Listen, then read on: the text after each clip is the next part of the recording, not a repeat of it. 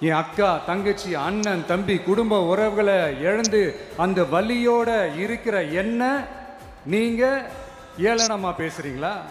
என் மேல பழிய தூக்கி போடுறீங்களா? இப்படி ஒரு சம்பவம் நடந்துருச்சு. இது ஏன், எதனால, அதுக்கான பின்னணி என்னன்ட்டு அந்த வலியோட வீட்டில் உட்கார்ந்துட்டு இருக்கிறேன். ஓடி ஒளிஞ்சிட்டான்னு வர சொல்றீங்களா? வாய் வாயின்னு முன்ன இருந்தா என்ன வேணாலும் பேசுவீங்களா?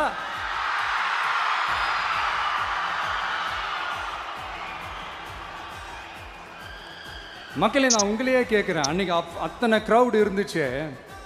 அந்த க்ரௌடுக்கு தகுந்த மாதிரி போலீஸ் பாதுகாப்பு கொடுத்தாங்களா? இந்த இடத்தை எடுத்துக்க சொல்லி நாங்க தான் சொன்னோம்னு ஒரு போலீஸ் ஆஃபீஸர் பேட்டி கொடுக்கிறாரு. அதுக்கு என்ன அர்த்தம்? இவ்வளோ வலி, இவ்வளோ காயங்கள் கொடுத்துட்டு பழியை தூக்கி நம்ம மேல போட்டுட்டு அதுல ஒரு அரசியல் ஆதாயம் தேடுறீங்களேயா?